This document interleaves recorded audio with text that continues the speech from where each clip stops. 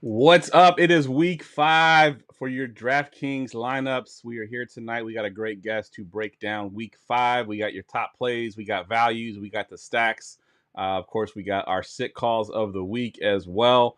So stay tuned.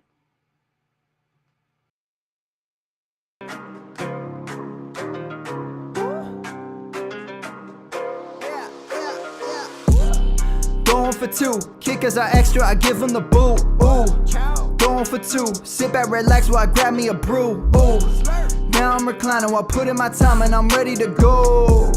My spine is aligning and much my lineups, my bank account grow.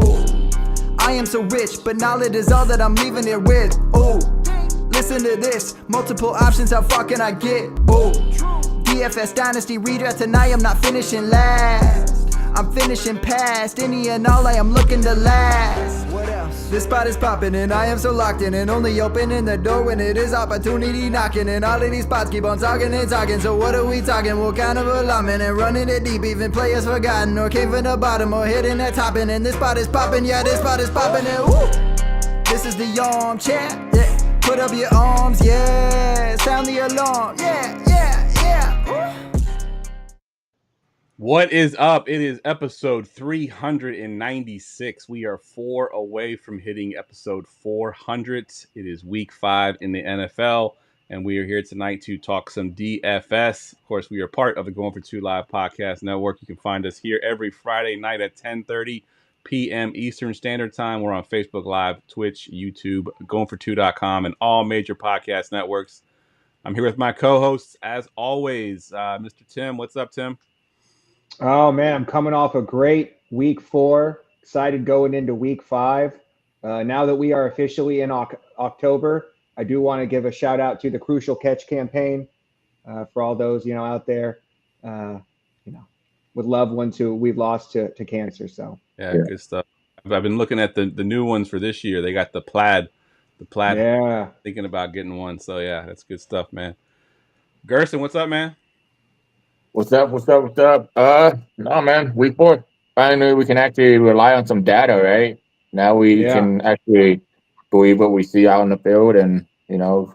And then I had a pretty good week 3. Also killed it on price picks, so I was pretty happy with DraftKings and price pick. Oh, underdog. Sorry. So we're in week 5. You keep saying week 4. We're in week 5. You're a week behind. Well, I said last week. Last week was week 4, right? Yeah, last week. You said well, week that's 3, what I said. I had a pretty good week 4. Okay. Go back and listen to it. You said week 3. It's all right. It's all right. All right. Also joining us, he was on the show a couple times last year. Great guest. Doesn't do any content anymore, but I talk to this guy on the regular every week. We build cash lines together. Dennis, man, what's up? How y'all doing?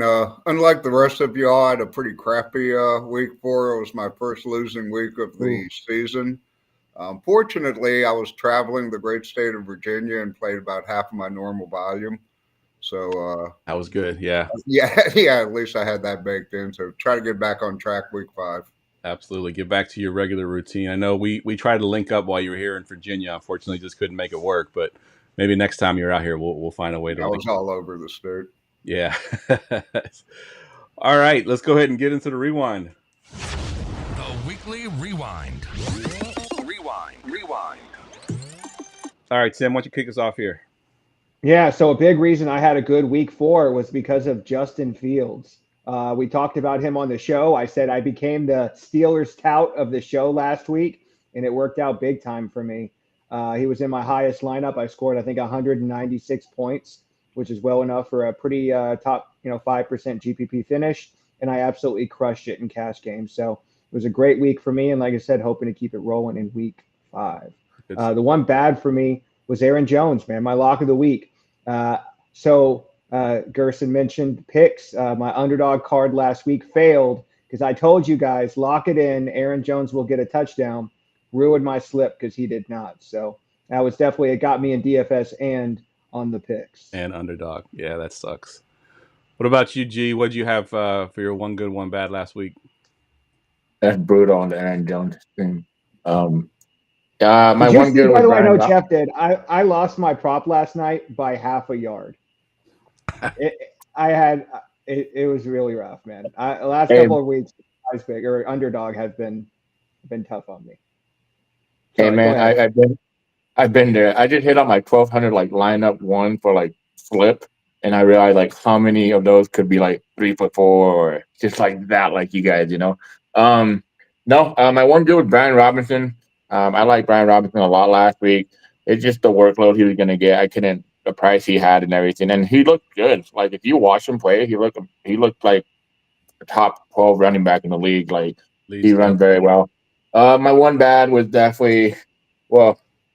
I had a couple of them, but this one was the one that I had the most confident in, and it just didn't work out. Saquon Barkley. Yeah. I thought he was gonna get like all the usage, all the workload. He did get yards, but he didn't really get touchdowns. Didn't really get a lot of reception. I mean, he didn't Yeah. get the Saquon game I wanted, and for his price tag, yeah, that's not gonna work. He was Yep. 8,000, I believe. Yep. 100%. What about you, Dennis? What'd you have for your one good, one bad?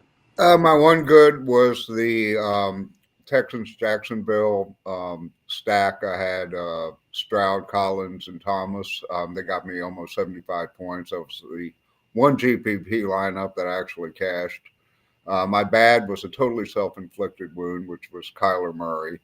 I knew his offensive line was banged up, but I figured the Commanders defense was bad enough that it wouldn't really affected that much, and I also greatly underestimated how much he relies on having a good tight end. Yeah. Yeah. Right. And because he had Ertz when he first came in, then McBride, and the replacement just wasn't able to fill in, and it was pretty much a disaster.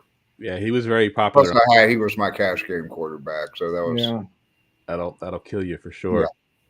My one good is I called it out on the show that I was going to play Mike Evans over Chris Godwin. You did. At much lower ownership. I actually had Mike Evans in a Stroud and Nico stack that really hit really well for me. So that was a really good hit. Unfortunately, my one bad was also my lock of the week. I thought it was the Brandon Ayuk week. He was and started off good. He had one good catch on the first couple drives there, and then basically disappeared after that. And then the game became just run Jordan Mason pretty much the rest of the game. So yeah, Brandon Ayuk did not do what I expected him to do. That's for sure. But we are moving on to week 5. Sorry, I'm getting like Gerson.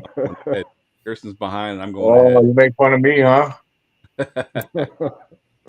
Let's talk quarterbacks. All right, Tim, we'll start with you here. Give me one of your favorite quarterbacks this week. I'm glad you started with me, Geoff, because week 5 is my favorite kind of slate, right? The highest priced player on the slate is 8,000, right? We got value. Dennis mentioned in the pre-show there's only 10 games, but Josh Allen at 7,700 is absolutely affordable this week, right? Coming off that absolutely embarrassing game against the Ravens, he gets a much more palatable game against the Houston Texans, whose pass defense has been terrible. So if you look at Josh Allen, every other week, he's gone off for over 30 points. So if you follow that trend again this week, it's not only a great matchup, but it follows his trend. There's definitely enough value to be able to get up to him. I think there's a very high likelihood that Josh Allen will be in the optimal lineup this week. Yeah, and I think he'll get lower ownership, right? I mean, he's coming off a game that he didn't play very well, and there are some good 6,000 priced quarterbacks that are going to be more popular. Where Allen, you pay up for that ceiling that he can potentially get for you. So yeah, I like Allen a lot as well. Absolutely. What about you, Dennis? What do you got for one of your favorite quarterbacks here? Well, I'm going to go with one that y'all don't have, and that's Joe Burrow. I think this is a week that you want to pay up for quarterback. Like Tim mentioned, so many players, top running backs, wide receivers, tight ends are either on bye or off the main slate. I mean, you have Saquon at running back, CMC's hurt, Jefferson, Amon-Ra, all of these guys are off the main slate. So I think there's an opportunity cost that you're losing here by going too cheap on quarterback. So I'm paying up. Joe Burrow finally has all of his pieces around him. He scored 67 points in the last 2 games after only scoring 35 in the first 2. And Baltimore is much better against the run than they are against the pass. Yeah. Pro Football Focus has them 6th against the pass and 21st or 6th against the run and 21st against the pass. It's only a 2.5 game or 2.5 point spread on that, so it should be a hard fought game. And both of these teams need the win. Yeah, I mean, they're both looking up at the Steelers at 3-1 who have winnable games in the next 2 games. Cincinnati's 1-3; they cannot afford to go 1-4, and I think they leave it all on the table. Yeah, I think again, I think he's going to have lower ownership. Just looking at it's looking about 4% right now. Last I saw. Yep. All right, G, what you got for your quarterback here? I like the Burrow call, to be honest. I think it's pretty sneaky. Well, quarterback, I'm gonna go. I've been playing this guy like 4 weeks in a row, so I'm gonna go right back to him, Mr. Jaden Daniel. I love myself a quarterback that has high ceiling, and he has proven it. I mean, this is probably one of the best rookie starts that we've seen, and probably, I don't know, I can't remember the last time someone has started like this. I mean, it's pretty incredible what he's done. His rushing upside is there. The matchup is there against the Browns. The Browns generate the second highest pressure, so that's good for a rushing quarterback because he'll be able to scramble. And Daniel has scrambled 40% of the rate, 40% rate through pressers through the 4 games, and that's a scramble rate of 17% rate. So he wants to scramble. I think he can get 12 to 15 rushes in this game. And if you're going to play him, you can stack him up too. I think this game can be sneaky. I don't see a lot of people talking about it, and I love this game. I mean, to give you an idea, what he's doing, 71% completion percentage on throws of 10 yards or more is the best by any rookie since 2006. Lamar Jackson, I mean, he's only behind Lamar Jackson in rushing yards per game and fantasy points per drop back. And basically, what we have with him is you're looking for a Konami code quarterback, and he's completing that higher percentage passes. He might not get you a 300-yard bonus, but he'll make up with his rushing upside. So I love Jaden Daniel. I still think he's too cheap. He should be 7,500 or so. Yeah, I agree. He's been phenomenal for sure. So I'll take the guy that nobody else has, and this is definitely a key play. I know we just talked about him being bad for last week, but I'm going to go back to Kyler Murray at San Francisco at 6.7. I think he's a pivot off of the chalkier Purdy on the other side. I think that Kyler Murray, the last couple of weeks, has not rushed the way we had hoped that he would rush. And I think in this game with the pressure that the 49ers can put on the quarterback, I do think he takes off a little bit more. Gets that floor with the rushing ability. His tight end is back, so we talked about him missing his tight end. McBride is fully healthy. Will be back this week. That'll also help him. And I also haven't seen the status of Fred Warner. Last I checked, he was still questionable. If for some reason he does miss this game, I like Kyler Murray even more because the middle of the field will be open. McBride won't be defended by Fred Warner, who's one of the best covered linebackers in the league. So Kyler Murray at 6.7 is one guy that I like. Tim, you got 2 guys that I want you to talk about. 2 guys that are going to be pretty chalky, I believe, with Love and Purdy. If you can talk about them real quick. Yeah, so I was going to buy some chalk for the show just so I could show me eating all the chalk on Green Bay this week, man. I don't usually tout my Packers. I waited 1, 2, 3, 4, 5 weeks to tout a Packer on this show. But I'm playing all the Packers this week, baby. We talked about it last week. There are 2 defenses I'm going to be picking on all year long, and that's the Colts and the Rams. Packers get the Rams this week, one of the highest total games on the slate. I'm all in on Jordan Love this week. I stack him with 1, 2, 3, 4 options, man. Condensed target tree this week at an absolute smash spot. So, yeah, man. And like you said, Brock Purdy in that other game, highest over-under on the week, or at least highest total on the week at 28. And, I mean, Cardinals are just bleeding all kinds of touchdowns. So, like you said, they're both chalky options, but I think they're both excellent plays. Good stuff. I just wanted to mention one of the guy that Dennis had on his list. He did have Lamar Jackson pretty much always in play at 7,500. I'll kick off the salary savers here. I'm going to talk about Mr. Geno going up against the New York Giants at 5.9, the 24th ranked pass defense DVOA. And excluding Kirk Cousins, who just played last night and had a phenomenal game, did y'all know that Geno leads the NFL in dropbacks, attempts, completions, yards, and he's second in completion percentage to Jaden Daniels. They just been chucking it all over the field. I am a little worried about the game script here. They could potentially just run Kenneth Walker into the ground and just run the Giants out of the stadium. But just looking at what Geno's been doing so far this season at 5.9, I think if they do need to pass it, I think that they're going to have a pretty easy time to do it. And I like Geno this week at that price point. Gerson, what do you got for your salary saver here? I'm sorry, I was looking at something. Someone in the chat said something. I don't want to make sure I was correct. Deshaun Watson, 5.3K. I know it's kind of gross. Nobody wants to play him. I mean, nobody even wants to talk about him because they hate him. The whole world hates him. He's averaged 29 rushing yards and 49 fantasy points per game. He had a long touchdown callback last week. He should have had it.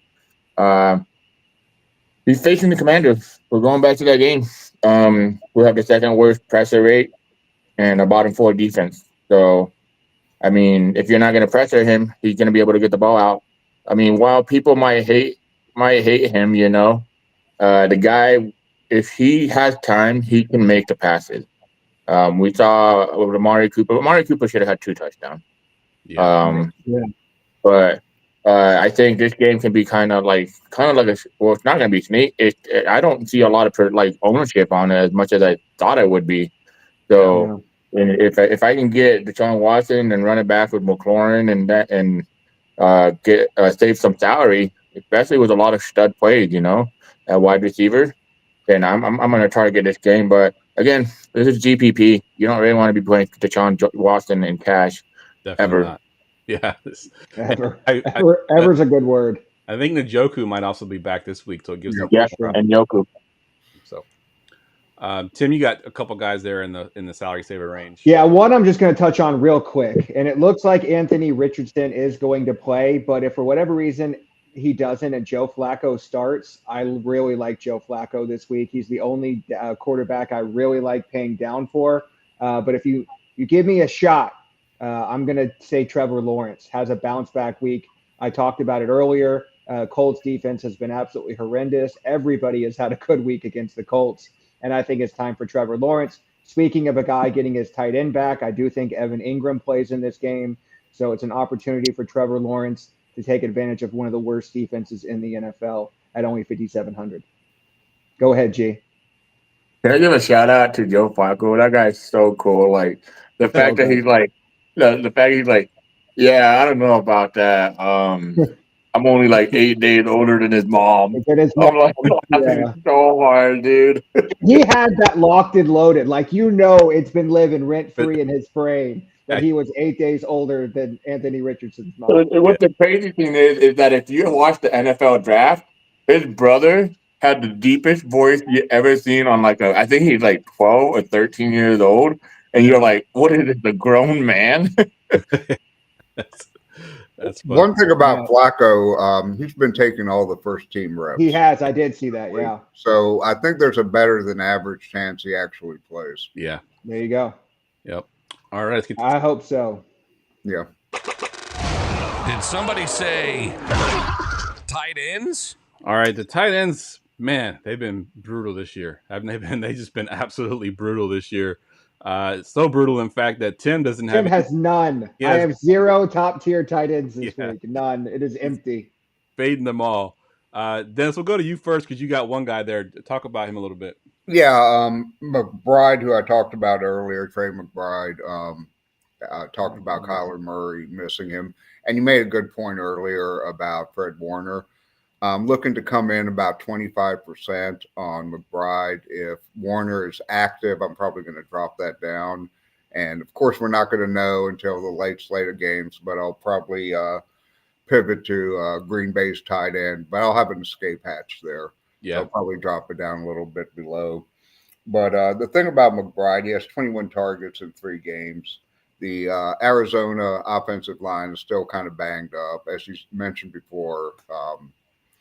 What do you call it? San Francisco can really bring the pressure, and McBride has proved to be the safety valve for Kyler Murray. He also had a 10-catch, 104-yard game last season against San Francisco. So I think he can do it.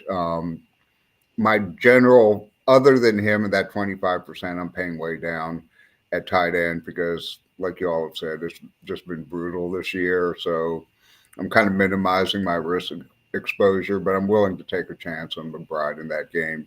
Um, they have a 21-point implied total. I really don't see him getting there, honestly, and I've already bet the under on that game.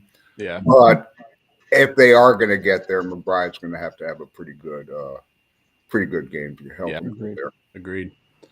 Gerson, you got a ton of top tier tight ends in your little thing there. Pick one of those guys. I have 3, dude. You act like I have like 7 left. So yeah, Trey McBride recalled. Don Kincaid, man. Khalil Shakir is out. To give you an idea, Khalil Shakir plays in the slot. And if you ever heard a show or anything about Dalton Kincaid in fantasy, DFS, or anything, everybody always says, "Oh yeah, he doesn't play tight end; he's a slot wide receiver." Well, guess what? Here's his shot. Shakir lines up 81% in the slot, 18% target share. Kincaid is now in that position. He's gonna play out of the slot, and he runs most of his route out of the slot at 57%. So with Shakir out, his target's gonna go all the way up. I mean, let's be honest. All the way up. Josh Allen is like a roller coaster. If you really look at his season so far, one great game, one bad game, one great game, one bad game. But I think in this game, we're going to get a great game. So I'm going to stack him with Kincaid. Wow. It's just, I love Kincaid in this 5.3K too. It's not that expensive. Like 5.3K for a tight end that's going to get like okay. Let me say this. Sorry. Sometimes people think the position tight end and don't look at if he's like a wide receiver tight end. Like they just think like, oh, tight end, they're the variance. And the variance is there. Like we know tight end has sucked this year. But guess what, guys? We're in week 5 now. So like let's move on. Like, and he's gonna play the wide receiver role. And when I do this, I always think about like this. And Tim knows this. Sometimes we do play double tight end. Like if it looks good, it looks good. A 5.3K was like between him and the I can't say his name, Devontae Wick. How do you say his name, Tim? You watch Packer games. I don't watch Packer games. Dontavian Wicks. Dontavian Wick. Yeah. Dontavian Wick, he's 5,000. Or Don Kincaid at 5.3K. I mean, that's pretty close. Like, which one do you feel more comfortable with, So, like, if you play him in a flex spot, you can play him in your flex spot. But I love Kincaid this week. Yeah, Kincaid's a good call because you're right. I mean, especially if you were playing Josh Allen already, you're right. He's going to step probably into that Khalil Shakir, at least that part of the field where he's going to be working the same sort of field as he did. And Khalil Shakir was having a really good season. He's only missing this game, but yeah. So if he's stepping, a lot. I like that. I put one guy in the favorite plays for tight end. One of the few bright spots in tight end so far this year has been George Kittle. He's been a beast last couple of weeks. Of course, had a touchdown last week. Purdy's looking his way consistently. And the thing with Kittle, and the thing you're always worried about is he going to be left back to block? And I don't think with Arizona that he's going to be asked to block as much because there's just not a lot on that front line that he's going to have to stay back and block. So I do think he's going to be out in the pass routes at 5.6. We've already talked about Purdy being chalky. I think Kittle is a good stacking option at 5.6 if you wanted to pay up at tight end. I do think paying down is the way that you probably will end up going. Most people will go this week. So Tim, why don't you kick off our salary savers here? Yeah, shout out to our guest from last week who said this year the most optimal route has been to pay down for tight end, and that continues to be the case. I'm eating all the chalk tonight, so I might as well take Tucker Kraft at 3,500. I think he's probably the most point per dollar play on the slate, if not certainly at tight end. It's just an absolute wasteland, and he's 3,500 coming off a game with 9 targets where he's looked to get a lot of target volume because no Christian Watson and probably no Romeo Doubs. So, yeah, man. Oh, wow. Gerson just got really close. But yeah, man, like I said, tight end's a wasteland. Pay down, spend the money elsewhere, take your few targets you're going to get, and just pay $3,500 for Tucker Kraft and move on. Yeah, I love it. I want to mention that Gerson does have one more guy in the favorite plays for Brock Bowers. I want to make sure we mention him.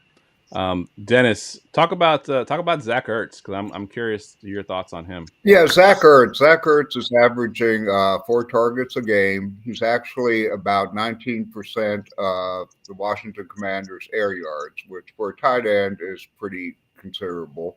Yeah. And if you look at the advanced or next gen stats, he actually has 4.9 yards of separation per target, which is actually second in the entire NFL, not just in tight ends, but in receivers in general. Wow. When he's open, he's open. His problem is he's a catch and fall guy, but for 3,800, 4 targets in that environment, I'd settle for that.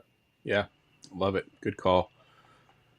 So speaking of our guest from last week, he had this tight end on his sheet last week, Eric All, the tight end for Cincinnati.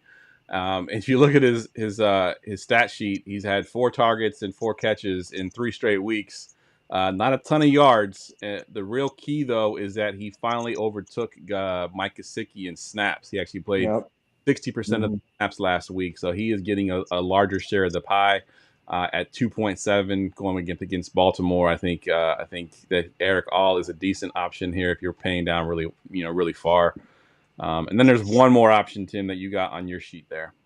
Yeah, I just took the other side of the Packer game with Kobe Parkinson just because the number of targets for Matthew Stafford is so small at this point, and like we mentioned, everybody's going to probably go for Kraft. So I think it's just an easy pivot.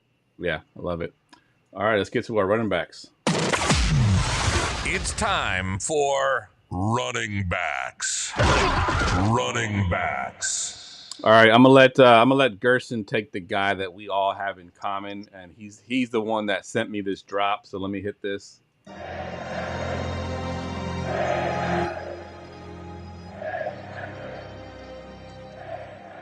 It is Mr. King Henry himself. Gerson, talk about Derrick Henry a little bit. I mean, that game last week was insane. I mean, he just basically ran over everybody. Like, I think it was his first carry, right? He just shot out for 90, like 80 yards. What was that? I can't remember. But the first 6 quarters of the season, yeah, they were very slow. But after that, he killed it. He had a big second half against the Raiders. He ran for 151, 2 touchdowns against the Cowboys in week 3, and then ran for 199 yards and 2 touchdowns against the Bills. I mean, the Ravens are the lowest passing rate right now in the league. They don't give a crap about passing the ball. They're going to play defense, even though their defense is not that great. The way that you keep a team off the field is by running the ball and taking out the clock, like running the timeout. And this game, this is a rivalry. I mean, they know each other very well. But with Henry, we've never seen a running back on the Ravens like Henry. So I think Henry's a big difference maker. I mean, the big dog's back. That's the truth. I mean, he's the king. And to me, the only way you're gonna keep the Bengals off the field is by running the ball. They're a very high, like we saw last week. I mean, they matched up. They fell from behind and they kept putting up points against the Carolina Panthers. Of course, the Carolina Panthers aren't the Ravens, but yeah, back-to-back 33 DraftKings points. I mean, that's what you want, right? You want slate breakers, and if there's anybody that should be a slate breaker this week, it's definitely King Henry. 7.8K. I don't even think that's that. I thought he was going to be like 8,500 this week, but with 7.8K, I think he's going to be one of my top running backs. Honestly, I didn't want to exaggerate on the here we go, King Henry. Let's just lock him in because come on, going for 2. We're big fans of him, But give me and the other thing is Cincinnati's run defense is pretty bad. They allow 145 yards per game, 7th most rushing. And they have they're ranked bottom 3 in missed tackles too. That's huge. especially against a guy like Derrick Henry. You can't tackle Derrick Henry. You haven't faced a running back like Derrick Henry. You're definitely not going to make a tackle like your bottom three. Nah. Yeah, it's not a good combination there for sure. Yeah, I love it. All right, let's get to Dennis on this next one. Lock it. Woo! All right, lock of the week, Dennis. Okay, my lock of the week is Kyren Williams. Ever since Puka and Kupp went down, that offense runs through Kyren Williams. He's averaging a little over 25 DraftKings points a game. In those 2 games, I think he's viable in all formats, cash and GPP. And even if you're playing Mason, I think you can still squeeze him in there with the value at wide receiver and tight end. And Green Bay can't stop anybody against the run. I mean, if you look at week 1, what Saquon did to him, he kind of obliterated that, and they've allowed over 120 rushing yards in 3 of the 4 games. Plus, unlike Mason, Kyren's way more involved in the passing game. He's averaging 3.5 receptions, not targets, but receptions per game. And if they're going to stay in the game, they got to ride him. And it's funny, too. I remember at the beginning of the season when we were doing our best ball drafts and all of that, everybody was talking about Blake Corum and Kyren getting phased out of the and all this kind of crap. And that never happened. They're going to ride Kyren so they can't anymore. And like I said, Green Bay can't stop anybody. They're 23rd versus the run, according to Pro Football Focus. And even if they get game scripted into a come from behind, he's going to get receptions. And if they're ahead, it wouldn't surprise me if he got 7 or 8 touches right in a row. So he's my lock of the week. Yeah, love it. I love it. Tim, what you got for one of your favorite running backs? Yeah, he mentioned him. It's Jordan Mason. This is a guy we've been playing all year. He's 7,400 now, but I'm still going to play him. And as he mentioned, with all the value this week, I think you can absolutely get there. He is my number 1 running back on the week, and I think he's like, 4th or 5th in pricing. So, yeah, you can certainly get there. I think there's going to be a lot of lineups where you're going to either have Mason Henry or Mason Kyren. And I think, this is what we used to call back in the day, team jam them in, right? Two high-priced running backs. That's definitely what you're looking for this week, in my opinion. Yep, agreed. I'll throw one more name in the hat there too. I like Kenneth Walker a lot. Yep, he's that 3rd guy for sure this week. Yeah, he's he had that monster game last week that we weren't sure how they were going to split it with him and Charbonnet. Well, Charbonnet went back to being second fiddle immediately. Kenneth Walker quickly, back. Yeah, it didn't take long for that. Yeah, Walker had a monster game. He gets the New York Giants that are hashtag not good at stopping the run. So I do think the Walker is that other guy at 6.8. Just to mention a couple other guys that we had. You had Josh Jacobs in there, and that was it for the top guys. Let's move down into the salary savers, and this is where Gerson's lock is. Lock it in. He said that like I gotta press the button. My bad. No. So yeah. Tyrone Tracy. I play Dynasty a lot. Geoff knows this. And won the draft in the 2nd or 3rd round, late 2nd or 3rd round with Tyrone Tracy. I mean, this guy is very athletic, pass catching running back, but he can also run the ball very well. So to me, he's 4.3K. Everybody's gonna have him. The ownership is gonna go up. I'm telling you right now. We have him on one site for 22%. That's going to go up to like 35 to 40% by Sunday. To give you an idea what he's good at, he's really good at missing, forcing missed tackles. He forced missed tackles 46 at Purdue.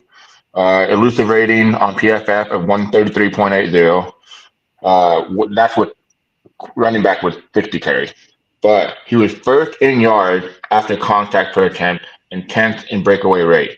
That's like, we're talking the whole draft. Like, we're talking top running backs here. And this is a guy, and to me, 4.3K for a guy. Let's say they fall behind game script. He's still going to be out there. He's going to be receiving balls.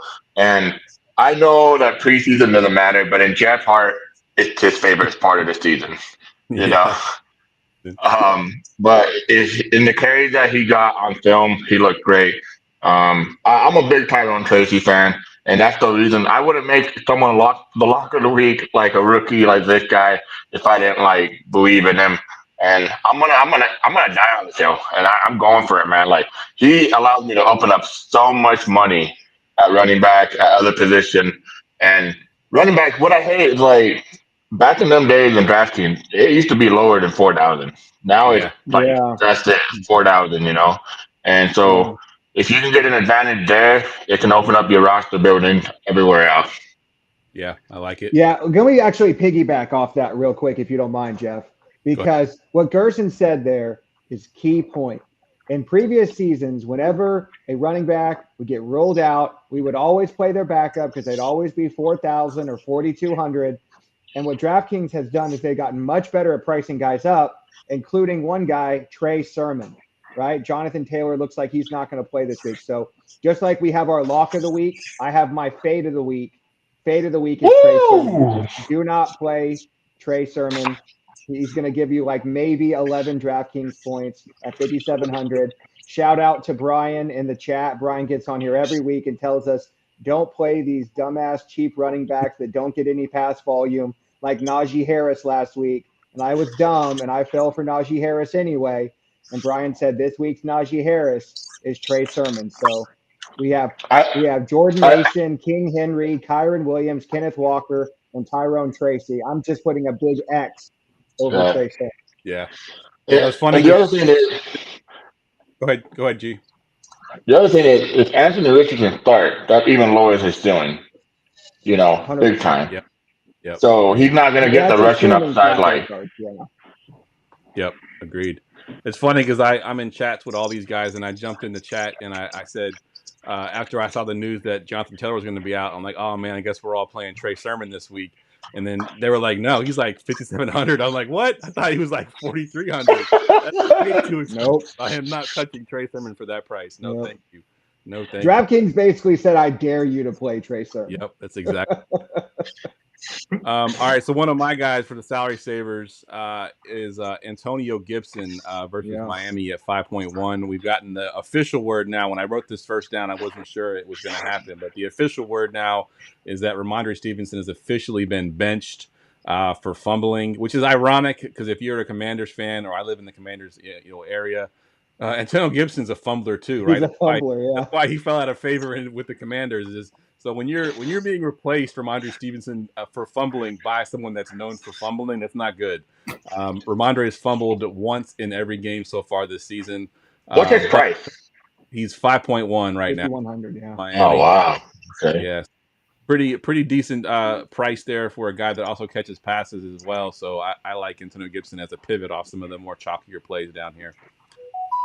Yeah, I was going to mention that he had like a 12-yard catch last week. And like the whole sideline jumped up, and I was like, "Oh no, they really don't like Ramondre." Yeah, that's why I was not shocked at all when this came out because it was clear that the locker room was ready to move on with those fumbles. Yep. Yeah, when you fumble once per game, that's not good. I think he fumbled once all of last year. He's already fumbled 4 times this year. It's insane. We know what's happening. Sermon's 100 yards and 2 touchdowns. Yeah. Brian says it in the chat. Yeah, so the guy last week I said I was going to fade who got 100 yards and 1 touchdown was Chuba Hubbard. And I'm going back to him this week. I will eat that chalk. Andy Dalton has clearly proven that he likes to check it down. He's getting good pass volume in addition to like 22 touches. He is their whole running game. So, if you were thinking about playing Trey Sermon, find the other 400 and play Chuba Hubbard. Chuba Hubbard. Yep. Dennis, you got 2 guys on your list that we don't have. Talk about both those guys. Yeah, DeAndre Swift is one of them against Chicago, against Carolina. It was kind of funny because Mike Eberflus said last week we're going to get Roschon Johnson more involved. Yeah. And he actually went from having 8 carries to 7 carries and 5 targets to 0. Meanwhile, Swift went up to 23 touches. Carolina's allowing the second most fantasy points to opposing running backs. Plus, he had 7 targets last week. So, how else to get Caleb Williams comfortable? Run the ball, run the ball, run the ball.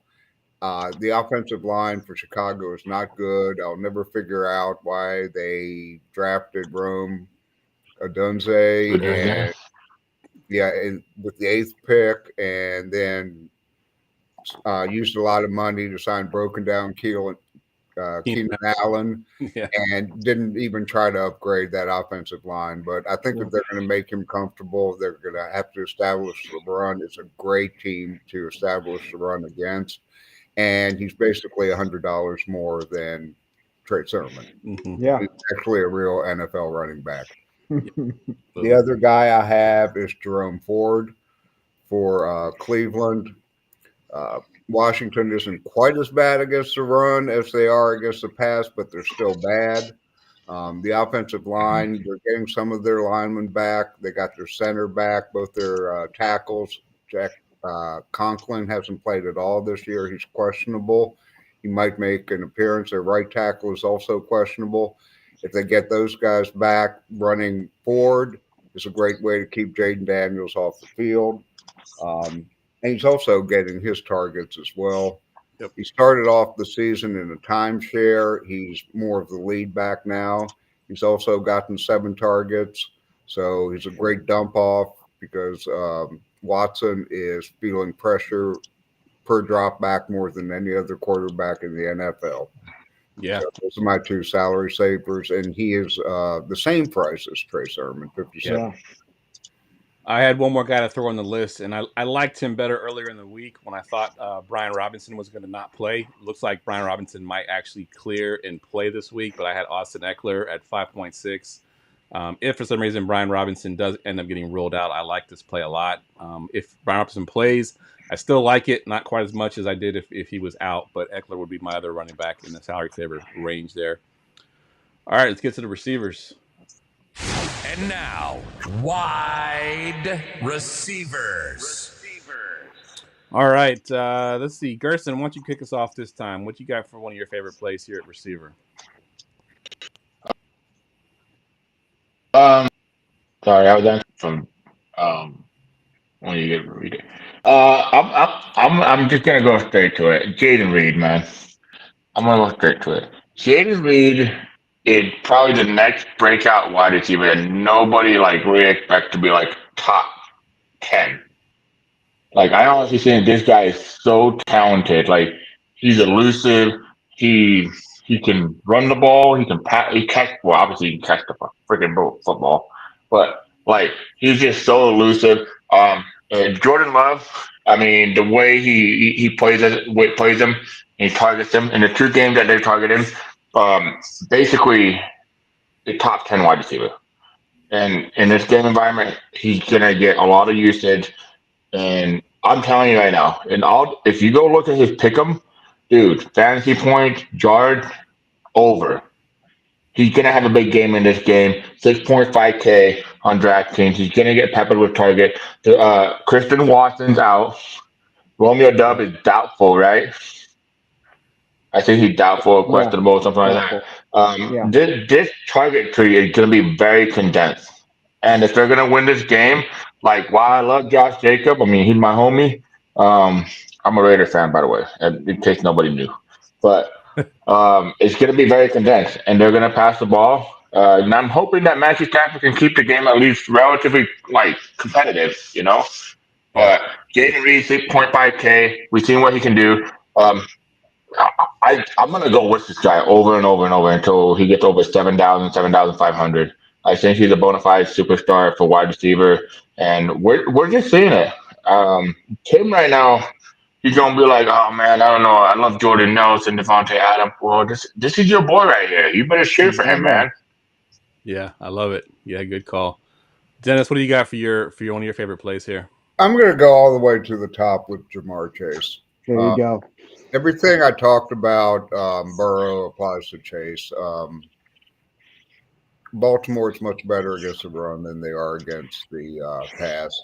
And Chase is depending on how you want to look at Tyreek Hill, the most talented wide receiver on this slate.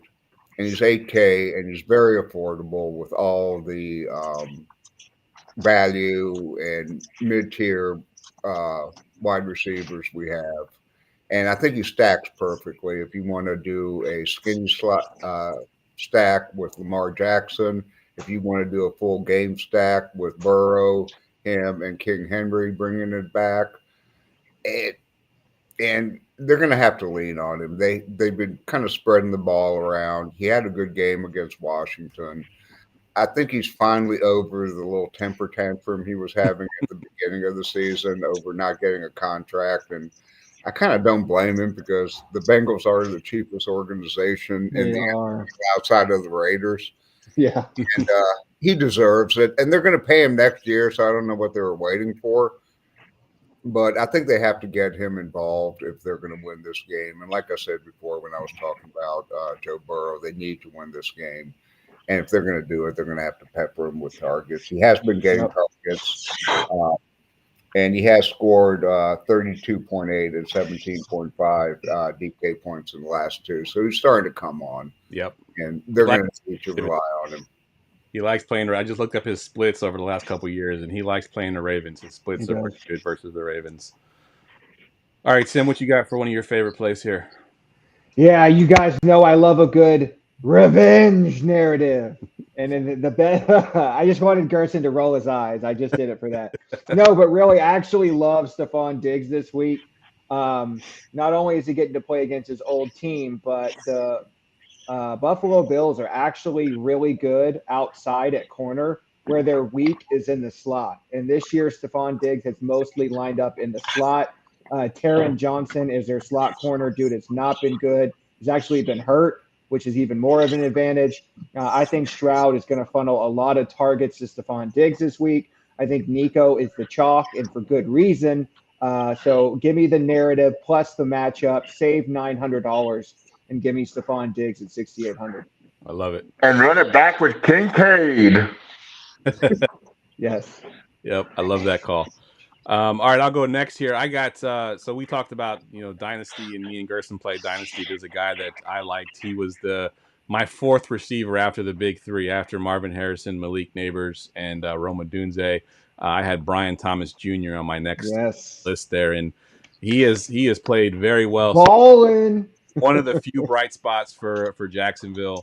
And Indy has been absolutely atrocious on outside receivers. I wrote down some of the stats for their games here. Nico had 6 for 117. Dobbs went 3 for 62, but he had Malik Willis as his quarterback when he did that. Rome Odunze had 6 for 112 and a touchdown. And then George Pickens last week had 7 for 113. I think BTJ is that guy this week. Look for him to break the triple-digit mark in yards. He's looked really, really good at 5.9. I can't pass him up. So yeah, he's one of my favorite plays on the week. Oh shit! I didn't know you were drinking. Here, cheers, brother. Absolutely. Let's see. Let me just name a couple more guys that we had on our list here. I have Debo again with the Purdy chalk. I think Debo's in play there. I did have Michael Pittman Jr., but only if Flacco plays. I don't want him if he doesn't play. And then you got to throw Deontay in there too. Yeah, I got to ask a question for Geoff. On a lot of podcasts I've been listening to this week, they mentioned the 49ers a lot. We haven't really talked about the 49ers a lot besides what you just said. Tim said Brock Purdy and then Debo. Do you think by Sunday we're going to see heavier ownership, or do you think people are going to play off, or because they have the highest implied total? Yeah. And I think the tough thing right now is Brock Purdy has been so efficient spreading the ball around. We don't really know who the stacking option is, right? Like, is it Kittle? Is it Debo? I know Christian McCaffrey's not healthy, but Jordan Mason's also an option where they're just going to pound the rock. So I think outside of Purdy being chalk, I think if you're playing Debo or Kittle or even Brandon Ayuk, you're just hoping that it's that person's game this week. And honestly, I couldn't tell you who's going to have the big week. I think if I'm a betting person, I'm putting money on Debo just because he's also involved in the running game. Yep. Almost guaranteed to get 3 to 5 carries. And then, of course, obviously involved heavily in the passing game as well. So he'd be the one I would sort of bet on if I was to bet on one of those guys. Let's see. I do want to make sure we mentioned Deontay Johnson at 6.1, and Dennis also had McLaurin at 6.1 as well. So all good plays. Drop time. Yep, it is drop time. Lock it in. All right, so my lock of the week. I know we talk about this a lot on the show, the FTN fantasy matchup. They give a grade to matchups every week. And pretty consistently they hit. Last week's top matchup was Nico Collins. Of course, he balled out. A few weeks ago, it was Chris Godwin, and he balled out. This week, not only is this guy the highest matchup rating on the week, he has the highest matchup rating for the season at a 99.9% matchup rating. You can't get much better than that. That is DK Metcalf. Who's the cornerback? He sucks. Yeah. Deontay Banks. I already know it. Yeah. He's gotten toasted by every wide receiver that's gone against him. Yep, absolutely. So, I had Geno as my quarterback. I'm going to have Metcalf as my wide receiver. In this has been the funny part about it is that they put him in shadow coverage. They specifically say, hey, we want you to go cover the other team's best wide receiver, even though you're really bad. Yeah, it's like the NBA thing where they have the one-star player, like, all right, we're going to let you score, and we're just going to shut down everybody else. It's kind of like what they're doing. Like, we're going to put you on the best receiver so that he balls out. We're just going to try to stop everybody else. But, yeah, DK Metcalf at 7,000 I think is underpriced, and if you're going to stack him. Again, I'm worried about the narrative that it's going to be a Kenneth Walker week and they won't need to pass it that much. So there is that caveat. But I do think if they are going to pass, it's going to be going to Metcalf at 7,000. So I like him a lot this week. Let's move down into the salary savers. Dennis, why don't you kick us off here? Okay, Wan'Dale Robinson. I nearly fell out of my chair and hurt myself when I saw he was 5,600. But then I saw his stats, and I'm like, yeah, he kind of deserves that. He's got 22 targets and 18 receptions in his last two games. And the big news here, and I would have liked him even if Neighbors had played. But with Neighbors out, he has a 53% air yard share. Yeah. Leads the NFL. That is insane. Now you got Wan'Dale stepping in. They don't really have a pass-catching tight end, so he's been the slot receiver who's also doubled as a safety valve for Jones. They're 6.5-point underdogs, so they're going to be throwing. Obviously, Neighbors, Singletary are both out. So I can foresee another 12, 13, 14 target game for him. Easy. I don't think he's going to get in the end zone. I don't think the Giants are going to get in the end zone, to be honest with you. But if he gets 10, 12 targets, he can easily pay off that $5,600 salary. And I kind of like him in cash a little bit more than GPP because I don't think he's got that huge upside without the touchdown upside. Yeah. But I think he's going to get you at least 15 to 20 points just based on targets alone. And he's caught 18 of 20, so he's catching them. They're high percentage targets. They're not high value targets. But yeah, we're going to be throwing, and garbage time counts too. Yeah, exactly. I think I read somewhere that he's got like a 4.8 ADOT currently, which is not that much. Right. I wrote down on my notes that he could catch 13 passes for 35 yards, and you'd be completely happy with that. Absolutely. Oh yeah. And we saw last week that's all Daniel Jones did. Yep. Throw 4 and 5 yard passes over and over again. So why change? Yep. Yeah. Gerson, why don't you go next here? What you got for your salary savers? Oh, don't take my boy. Don't do it to me. Oh, just do your boy. Talk about your boy. All right, good. Okay, good. He was almost my lock of the week. Okay, when we get to my lock of the week, I'll explain it. But it's Dontavian Wicks, right? This was before even Romeo Doubs was doubtful, right? When Christian Watson is out of the game, this dude absolutely smashes 27% target share at 5,000. To me, is an absolute lock it in play. I mentioned at the top, I'm going to eat all the Packers chalk this week, and Wicks is definitely part of that. Even though I have a higher raw projection for Jaden Reed, the points per dollar for me is higher on Dontavian Wicks. So I picked him up in season long, and I'll certainly be playing him in DFS. Yeah, I'm trying to find a stat that we mentioned on my Wednesday show with Dontavian Wicks. I think the stat was he leads the NFL currently in targets per route run. So obviously he Yep. run a ton of routes in the beginning of the season, but the routes that he did run, he was being targeted. So currently leads the NFL in that category. So that's a good call. I like Dontavian Wicks a lot this week. All right, G. Now we'll go to you. Sorry, G. So last year, I was on the show, obviously, but there was a week where I feel like Jared Good mentioned all the Brown players. I He think we're did. getting into a pattern where we're mentioning all the Green Bay Packer players. Yeah. Yeah. I just Let's go at the hope top.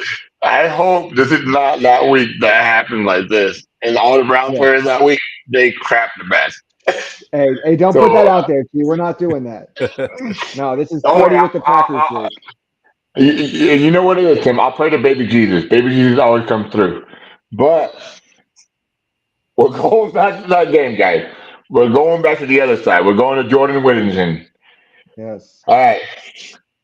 We might be a couple weeks late, or 3 weeks late, or 4 weeks late, but it's here. Jordan Whittington is what we wanted him to be. He's in the Cooper Cup role, light role, I guess we can say, because nobody can be Cooper Cup. But it's just to me, uh, this is my run back. It's with him. Yep. And 4.6K, like I said, you're going to pay up for Henry. You're going to do the stack.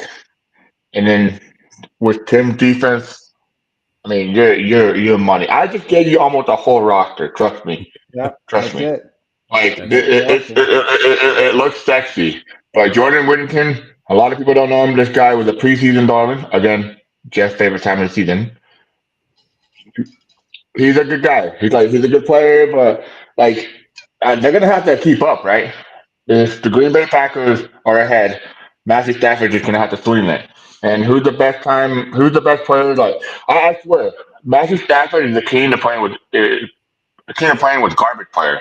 Like Correct. he can make something. He can make something out of nothing, right? Is that what we say?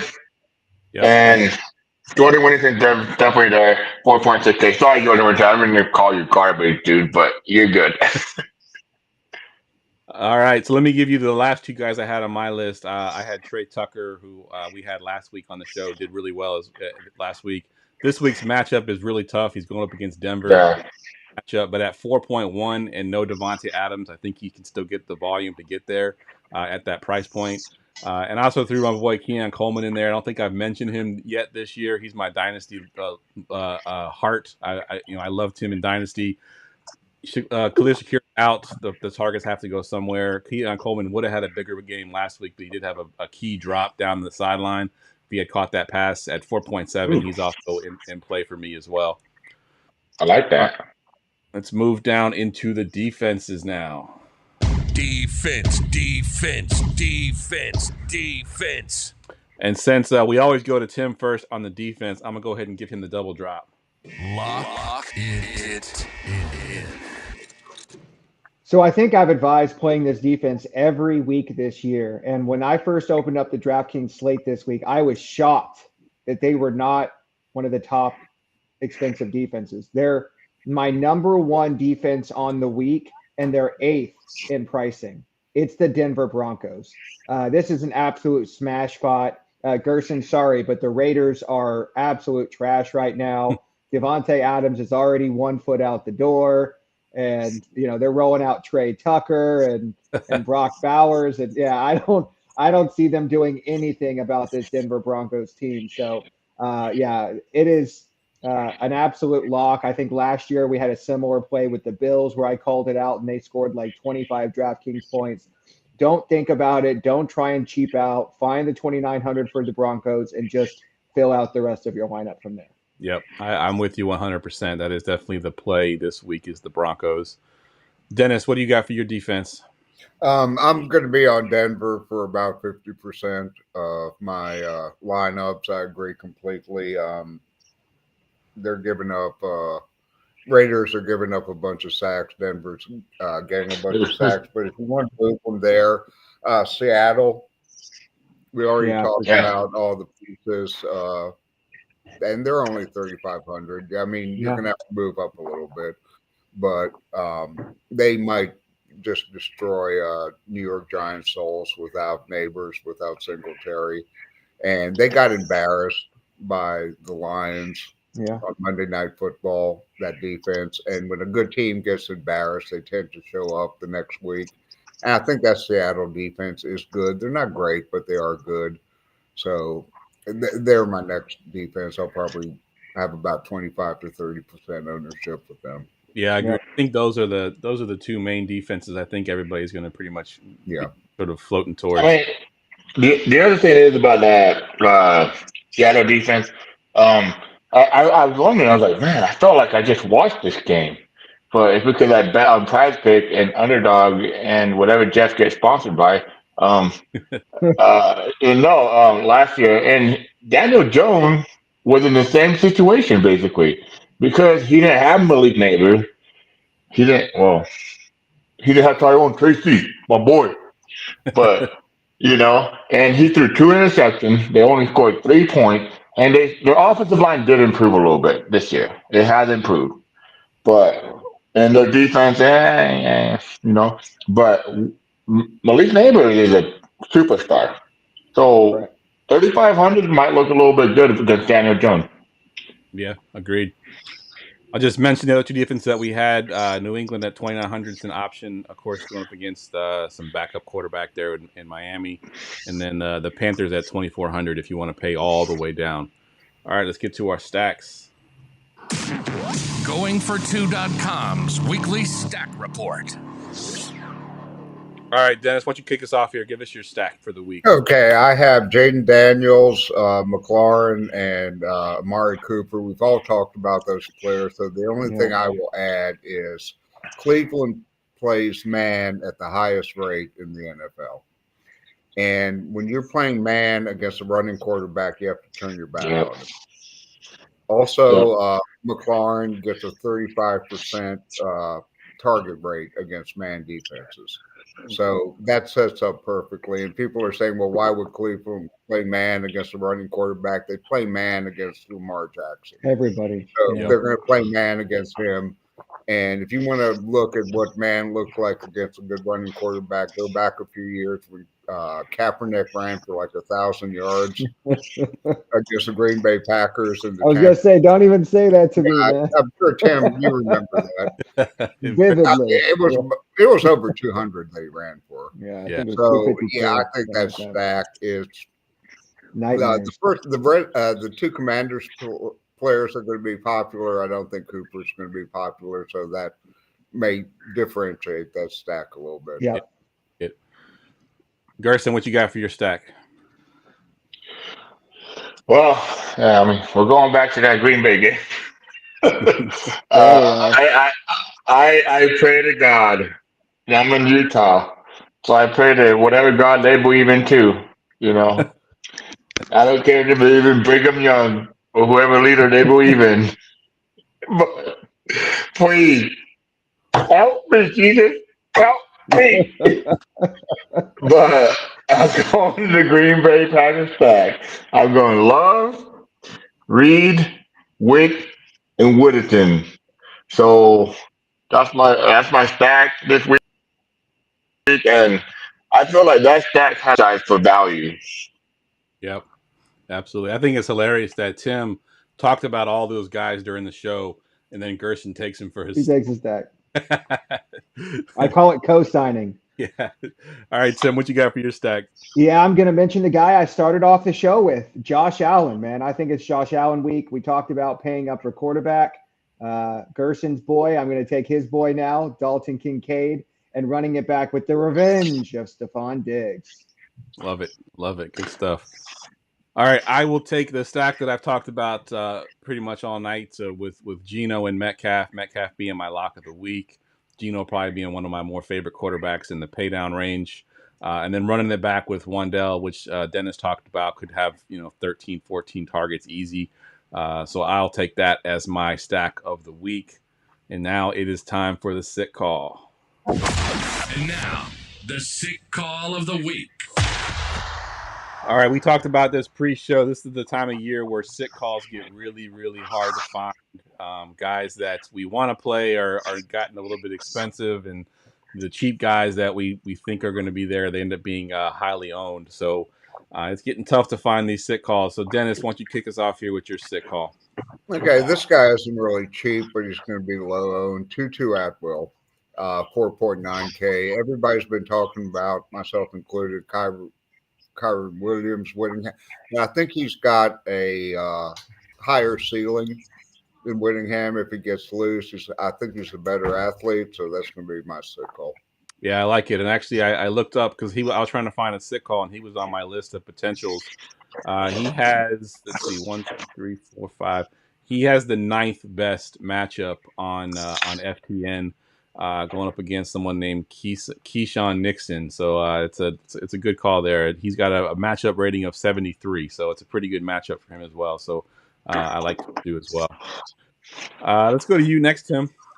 Yeah, I'm going to go to one of our shows, friends of the show, Mr. Darius Slayton, a.k.a. Slatron, with Malik Neighbors out. He will be stepping into that. Let me try and catch this ball from Daniel Jones role. I do expect most of the volume to go to Wandale, but at 3,900, he's so cheap that all you really need is one of those long plays for him to pay off, which are our favorite kinds of sit calls. Yep, love it. Gerson, what you got? I'm not gonna lie. Like, I Get in there, hate. Come on, it's about that time. Come on. No, hold on. First of all, I hate sit calls. Everybody knows that. Yeah, But Gerson's the hitter. Oh man, I'm going back to the Green Bay Packers. Bo mother effing Melton, 3.3K. This guy kind of like he's a big body wide receiver.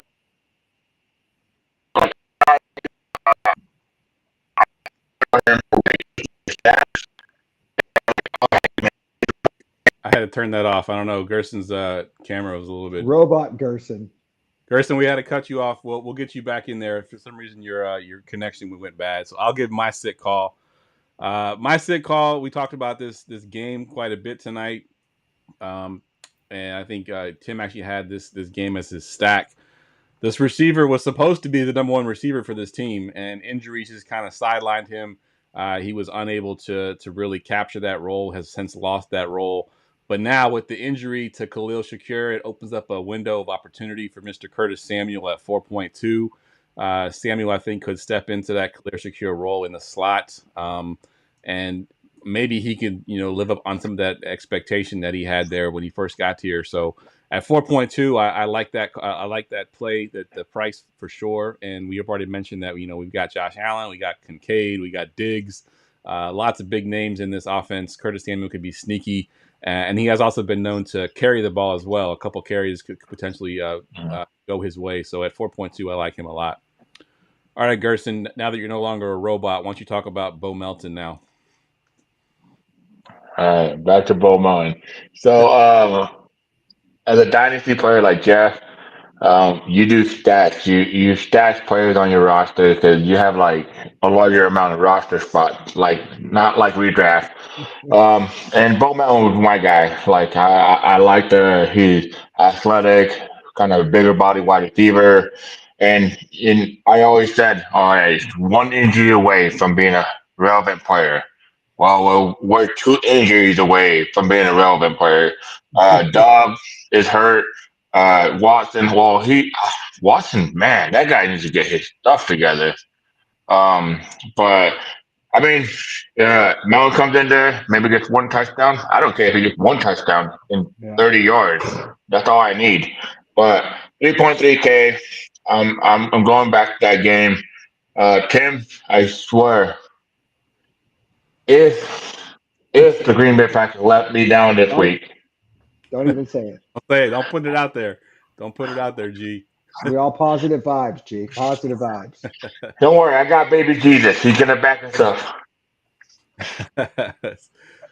All right, fellas, that wraps up the show. I want to thank the two of you for coming on, and Dennis, absolutely, thank you for coming on as well. Thank everybody in the chat for showing up. I always appreciate y'all in the comments there. We'll go around the room real quick. Give us your Twitter handle or whatever you want to handle. Give us. But Dennis, I want to go to you since you don't do content anymore.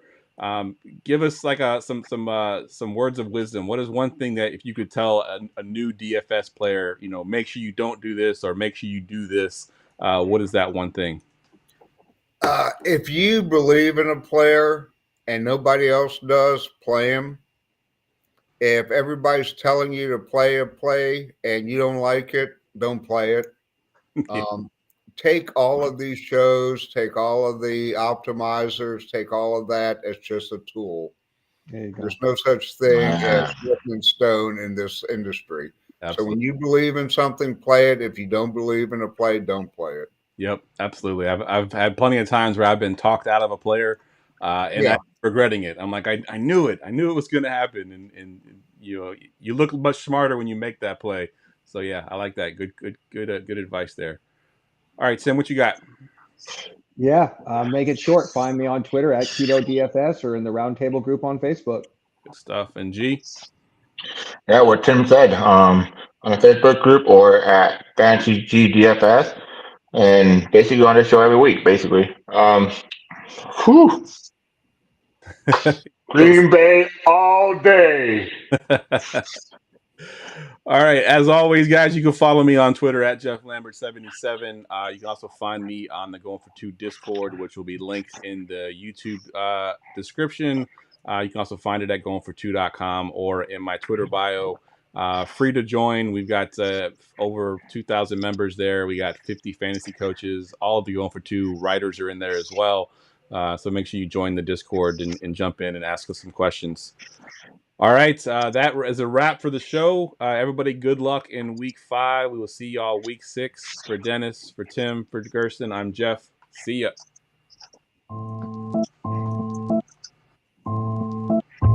Go Pack, go!